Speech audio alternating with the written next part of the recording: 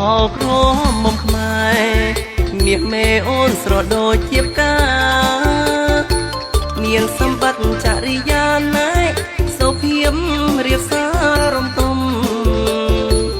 អូនថាប្រពៃណីពិសីអូនទៅពេញវ័យក្រមុំបើចាញ់គួសមក្រមុំស្អាតលើស្រីនាងអោក្រមុំខ្មែរមានស្នេហ៍មានទំនៀមទម្លាប់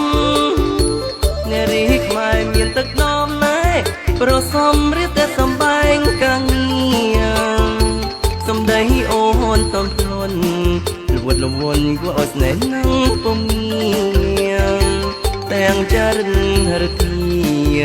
ដូចជាសម្បត្តិដែលនៅក្នុងភ្នត់បងស្រឡាញ់ស្រីខ្មែរពូកែគោរពប្រពៃណីស្លៀងតាមវិន័យណែអូនជាស្រីខ្មែរប្រខនបបធបុរាណ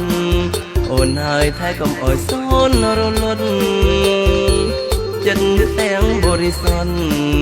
រាំងសាគេឈ្មោះជានារីខ្មែរ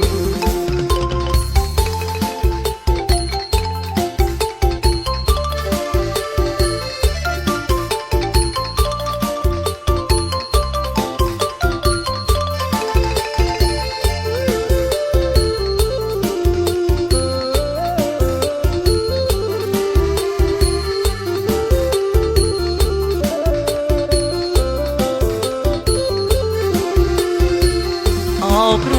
មុំខ្មែរមាសមេអូនស្រដូចជាផ្កាមានសម្បត្តិចរិយាណែសុភាពរៀបសាររំទុំអូនថាប្រពៃណីពិសីអូនទៅពេញវ័យក្រមុំបើចាញ់គួសម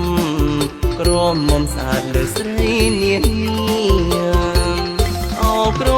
មុំខ្មែរមានស្នេហ៍មានទំនៀមទម្លាប់នារីខ្មែរមានទឹកដមណែប្រសំរៀបតែសំបែងកាងារសំដីអូនតំភ្លន់លួតលវន់គួរឲ្យស្នេហ៍នឹងពុំងារទាំងចរិតរធាដូចជាសម្បត្តិដែលនៅក្នុងភ្នត់